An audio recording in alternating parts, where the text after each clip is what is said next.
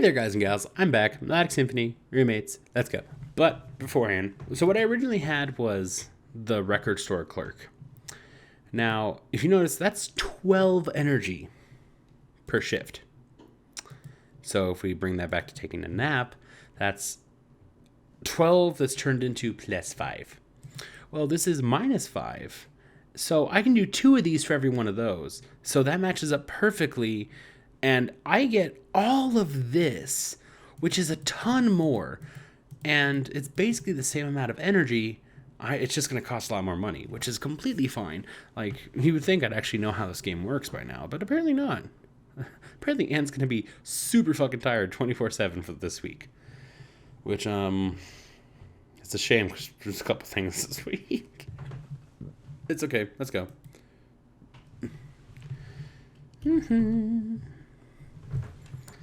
Come on, Anne. I want you to see this. I'm coming. Chuckle as we just move through the trees. Rakesh just looks so excited, and I guess it's rubbing off. Rakesh had come to get me almost the second I left class. It was about time for lunch, though, so I got about an hour or so. He led me to the park without saying much else, and just that he was happy I was free for a bit. And finally we had a clearing as I watched him spread his arms very theatrically. On the ground is a very elaborate and incredibly put-together picnic lunch. Oh, holy cow! Did you set all this up? Well, I may have purchased a few of the things in the basket, but otherwise... This looks amazing, Rakesh. How'd you get this all together like this? Rakesh just smiles with a slight blush. It wasn't easy, but I wanted to do something special. This is so sweet, Rakesh. Thank you so much. Nobody's ever done something like this for me before. Rakesh just smiles and offers his hand up to me. I happily take it as we walk over to the blanket and sit down. Rakesh begins to take food out of the basket. A nice curry, some cooked vegetables. It looks like a green meal. Green or great? It looked like a great meal. He brought out some paper plates with a sheepish grin, but I waved his concerns away. Once we had dished everything up, I felt eating with a passion. The food was delicious. We chit-chatted for a little while as we ate, and, nothing really substantial. The weather, the setup. Well, hey, I was going to ask how your classes are going, but, do you even go to classes? Actually, I do go to classes sometimes. Mostly art classes. I have a few painting classes I go to every other day, and, I even found a very interesting art history class. Well, and what's wrong with that? Those sound like cool classes. Well, there's nothing wrong with it. It's just that, Rakesh, it's obvious something feels wrong to you. What's going on? It's just that art is not the reason that I came to this college. I'm supposed to be in med school. Well, I think you mentioned something about that before. Why the change? I simply have no passion for medicine. It is what I'm meant to be doing. I think... This is not, however, my parents' way of thinking. This is not, however, my parents' way of thinking. My parents are paying for me to come to college here. They want me to get my education in the States and then return to a good life in India. I've never really felt good about practicing medicine. I did well enough on my early tests, but it never felt right to me. Out there, though, my parents' influence was strong. Out here, they're very far away, and I can be free to be me. Being yourself is one of the most important things there is. Well, I do not disagree. It's just difficult when living under such a bold shadow as the one my parents cast. I can say most definitely that they would not approve of my choice of whom to date. He just grins down at me and I smile back at him, reaching out to take his hand on my own for a moment. Well, for now, let's just go with what you feel like doing. You're still early in your college experience, so you can change your major later on if you want. That's very true, Anne. Come, sit over under that tree there. I wish to commemorate this day. I scoot over underneath one of the nearby trees and make sure I'm sitting correctly. Meanwhile, Rakesh breaks out a piece of paper and some charcoal pens. I try some goofy poses while he gets set up. But though he laughs, Rakesh just asks me to sit normally. Is it okay to talk while you draw? Yes, please do. Rakesh, I know it can be tough going against your parents. I mean, heck, we talked about it when we went back to my home. But you're your own individual, and you've already completed a major step by just coming out here. I know I'm in no place to tell you how it feels, seeing as my parents are actually very supportive, and, well, I also really like my classes. I guess I'm trying to say, you've got real talent. Don't let your parents bully you into burying that talent. You know what you want. Go after it. Rakesh's eyes stay on his drawing for a few more moments than they had been before. A smile creeps onto his face, just tilting the edge of his mouth. Thank you, Anne. Aye. I appreciate your help, Anne. I really do. Moreover, I appreciate you modeling for me. Here, I think I've sketched the base. Come see. I get up from my place and go to see what Rakesh has put down. Oh, God, it's a beautiful drawing. I can't believe he's gotten my likeliness down so well and so quickly. Oh, Rakesh, I love it. It's beautiful. Come on, let's clean up here and get some dessert. My treat, okay? Yes, that sounds wonderful. See how the energy goes? I'm pretty sure the energy's still going to drain. What? You better not have said what I think you just said. Well, I was trying to get an early night, but Isabella's screaming snapped me awake. Last I remember, she was supposed to be hanging out with Chad tonight. Oh, I guess their date went pretty well. I hope Chad didn't say something too terrible. I may not like him, but he's her boyfriend. A quick look at my clock shows it's pretty late. I wonder if I should see what's going on. Isabella's calmed down a little bit, so I really can't make out what they're saying from here. Then again, I'd feel a lot like snooping around in her personal business. I should probably leave them alone to work out their issues. I put my head back down and try to cover my ears with a pillow. A few minutes later, and I could hear a thumping noise as somebody large went down the stairs and out the door. After that, things were quiet again, and I can get back to sleep. The next morning, I ran into Isabella on the dining room table, slowly eating breakfast. She looked awful, like she'd been crying all night. Are you okay? It's fine, Anne. Are things okay with Chad? I'll thank you not to mention the name of that asshole again. I just quickly throw up my hands defensively and back away into the kitchen. I guess things didn't go so great last night after all. Poor Isabella. I hope she'll be okay. Blip, blip, blip, blip. I think Friday? Yeah. Well, everyone's covered in green today. Heck, everything is. Except me. But that's okay.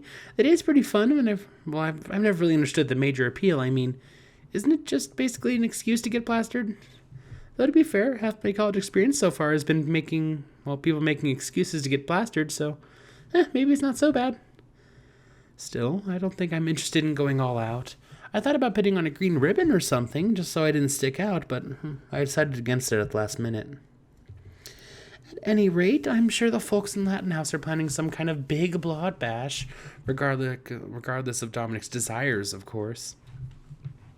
I've been in my room for the last few hours, wondering if I wanted to try to sneak out before it gets started. I consider heading to the library, but, I don't want to be out on the streets with all the drunks around. At least around here, the drunks wouldn't be behind a wheel.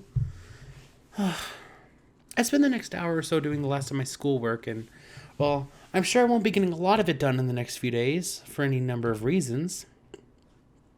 And I have to admit, it might be nice to be silly with my friends for the night without worrying about unfinished schoolwork.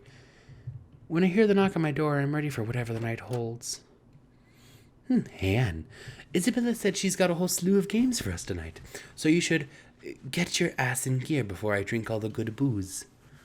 And, given how mopey Isabella's been since she broke up with Chad, I'm surprised she's this invested in St. Patrick's Day. Maybe she's just using the party as an excuse to get over her ex-boyfriend.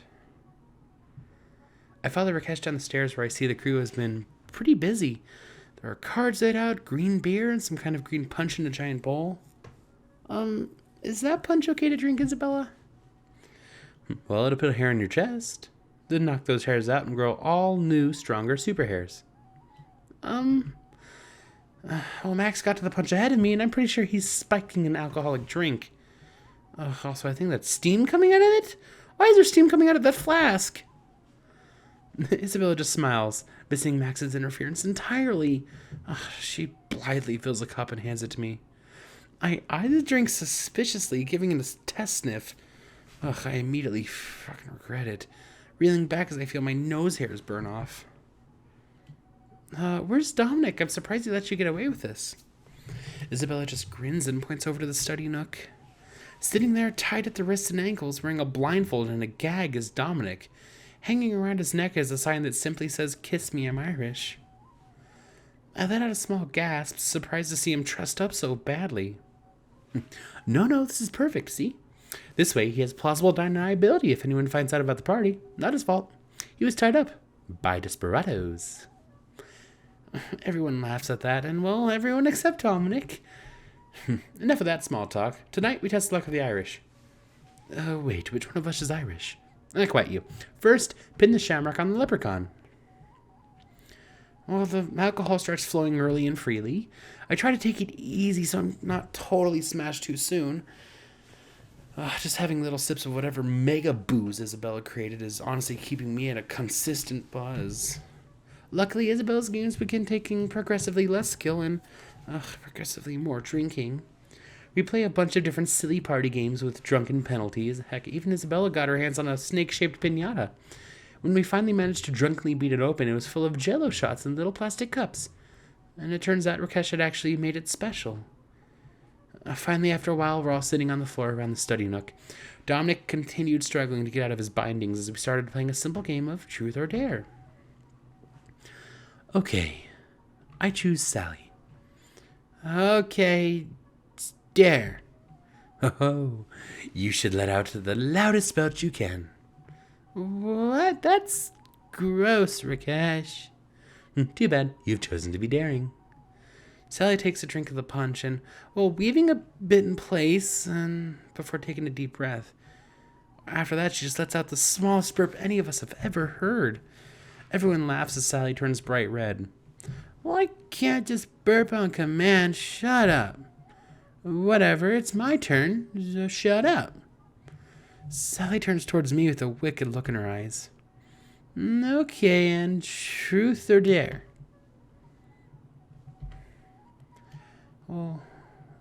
On occasion it'll do this where that's actually her line, and I don't know the pattern behind it. It may be the little actual text marking, but well, maybe Dare, I guess. Just try not to embarrass me too much. Now I have to try harder. Got it. I dare you to rub your butt on Rakesh. Well, everyone just laughs as I try not to die of mortification.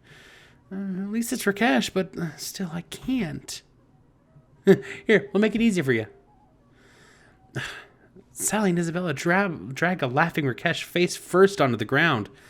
I had my face in my hands as I sit on his lower back and just wiggle a little bit. Everyone cheers and I get off of poor Rakesh, who's just grinning from ear to ear.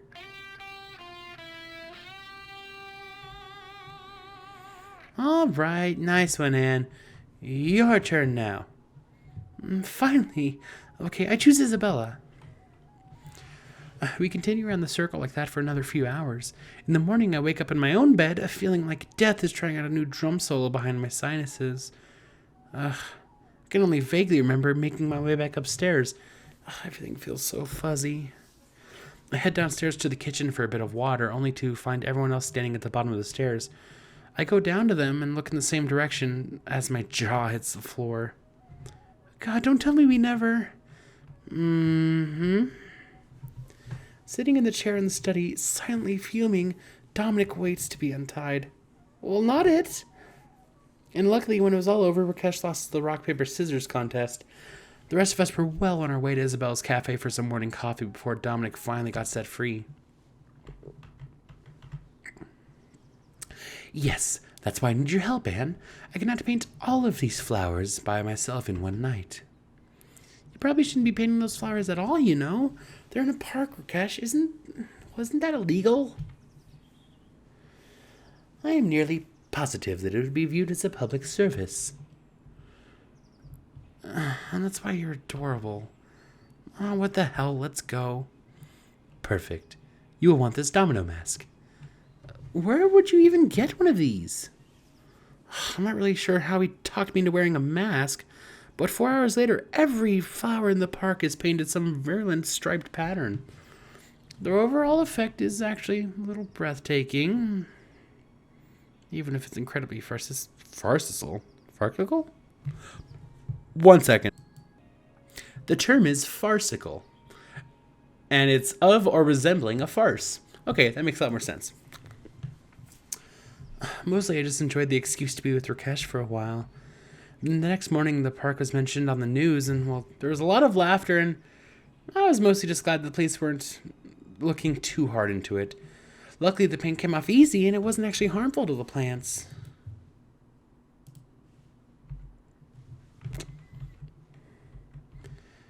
Okay. Energy's back to normal. Let's not do that again. Oh my god, energy's back to normal, even with all that. Let's study super hard on the weekends. Because I gained like 70 that week. Time to see how that works, but that's going to be it for this one. Thank you guys so much for watching. Leave a like, comment, or subscribe if you want to see more. And I'll see you on the next one.